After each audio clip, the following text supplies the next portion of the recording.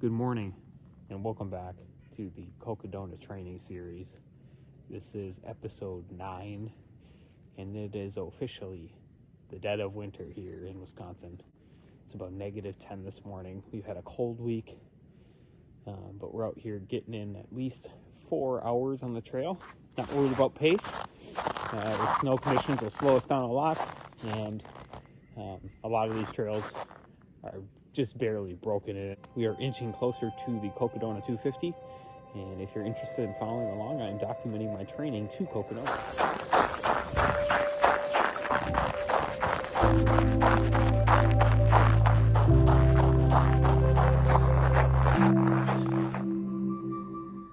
And we are out here at Barron's Creek, and yeah, there's a little bit of a trail this morning, but pretty hard to get anything going on it, as it is pretty slippy and kind of getting pushed in all different directions, of course. But this is part of winter trail running in Wisconsin, and we work with what we got. If we need to slow it down, the only thing that matters is forward progression. It is just about 5 a.m. right now. Oh, that's definitely a squirrel. It's my second squirrel I've seen the past couple days, just obliterated, probably by a fox or something. Let's see any tracks around here. But, yep.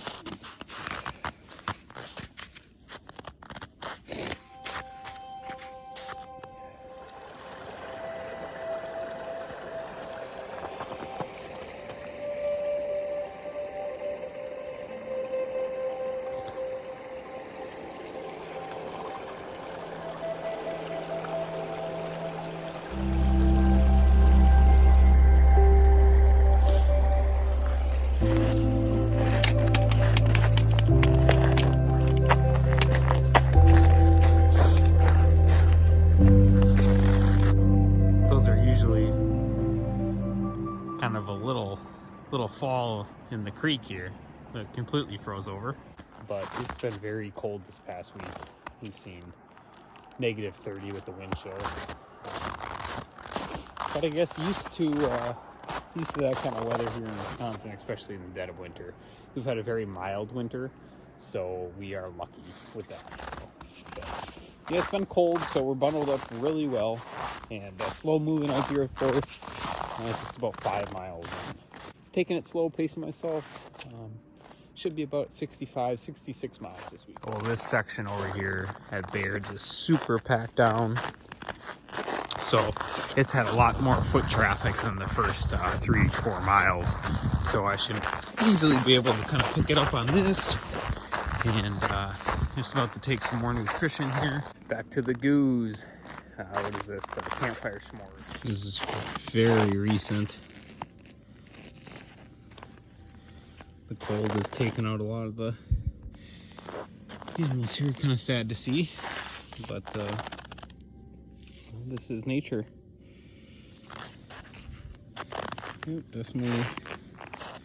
definitely didn't get killed by anything, so a little sad to see. But I'll move them off the trail here and maybe bury him up in some snow or something. Back to trail breaking here in this drifted section. No one's been here. Someone's got to break it, so I will do the work. As you can tell, some rabbits or something was through here, so they're helping me out a little bit. But yeah, breaking trail, back at it again. It's absolutely beautiful out though. And got some bedding for deer right here. You can tell they're all laying down here, probably somewhere close by. Mad that I am here.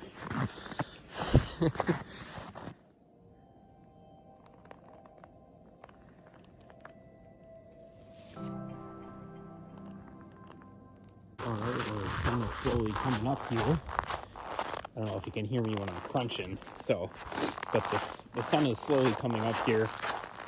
And I have some ideas for the rest of the series here, is where I'm going to kind of document the whole week. So my cross training, my shorter runs, my city runs, things like that. Just a brief update on kind of how's it going, what's my week looking like, and what kind of cross training am I doing, and then obviously the long run will be more of the long form, but I kind of just had that idea, and I think it'll benefit not only me as kind of like a journal entry or kind of like a training log, but also people that are also training for their first 200. So you can kind of see what a newbie's doing. Well, the sun's coming up, about to take off the waist light. It's still slow moving out here. We're just about 7.8, 2 hours, 30 minutes just about. So that's why I'm out here in these conditions, is because it will help me build that mental fortitude during Cocodona when I'm really fatigued and I'm really slowing down. It'll play so much, it'll have so much benefit to me late in the race, is when I've been out here in these type of conditions and can build that kind of mental fortitude, strength, and resiliency to continue going, no matter what the conditions are.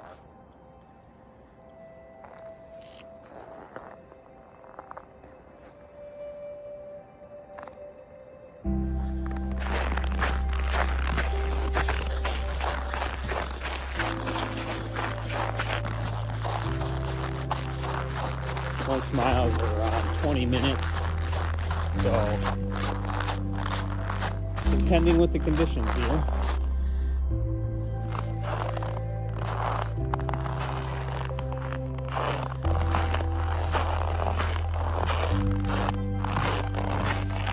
Time on feet is time on feet.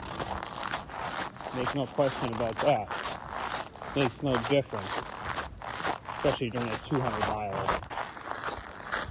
The creek is completely froze over, and we're in a winter wonderland. A winter wonderland that's great for building resiliency, especially when it's -10, -15, and earlier this week, -30 on the first run of the week, which, I'll be honest, guys, I live for this shit. I love cold temps, I love hot temps, I love being in nature, I love any kind of condition, I love the pain. This is what it's all about. This is how I build my memories. This is a way for me to find growth, fortify my mindset, and push further, not only in life, but education, relationships, running, right? I mean, this is endurance, right? But there's so many other aspects to this than just moving your feet and running. I am looking forward to Cocodona every week. Every week I'm getting stronger. Every week my mindset is getting stronger, and Cocodona is getting closer. So this is going to be quite the adventure, especially with a winter boy here heading over to Arizona in May. So we won't have many very hot days here in Wisconsin leading into Cocodona, but I'm going to let my experience in hot weather conditions, whether that be Afghanistan, two very hot 100s at Shawnee Hills, and that was a humid heat, so you can expect dry heat in Arizona, but I'm going to let that guide me, right? And just kind of go off my experience, slow down, and take it very easy, especially with the first 50 miles, and more specifically the first 30, because of that elevation gain and the water that I'll be required to carry, which is 4 liters, which comes out to around 12 pounds, 12 and a half pounds. That's a lot of water. I don't think I'll be running at all with that. Probably just power hiking. So 12, 15 hours probably for the first 30 miles. That's what I can expect. A little pit stop here. I do have a bottle of Coke on me too.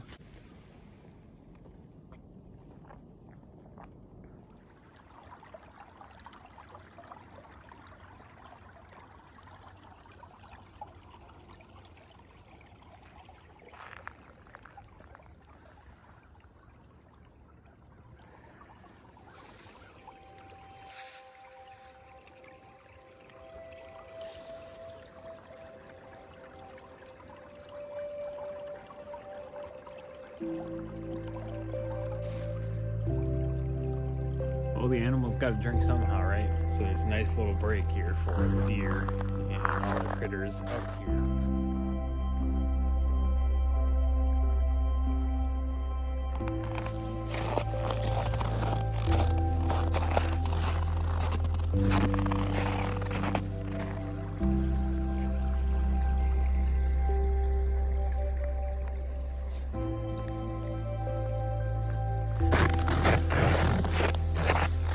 There's a lot of snow on this little bridge. Not really trust it. These videos serve as a training diary not only for myself, but also documenting a first-time 200 attempt, and in hopes of maybe inspiring you to get out on that trail for 200 miles, or just giving you some insights onto what it is like to train for this distance. So hope to see you follow along and sub. If not, I'm glad you're here regardless and checking it out. And this morning, like I said, we're looking for about 4 to 5 hours on the trail, probably closer to 4.5. Alrighty, sun is coming up. We're just about 4 hours in, and it looks like we're just gonna go about 11.5, maybe 12 miles by the way I get to the parking lot. But yeah, slow moving this morning, 20-minute miles on average, but great training regardless. Coming out here and just bearing the conditions is a gift and reward in itself. Getting pulled in multiple different directions helps a lot with ankle mobility, ankle strength, things like that. So it is a win, a training win for me, and the adventure that is Cocodona coming up soon. So thanks for tuning in to episode 9. I'll see you here again very soon.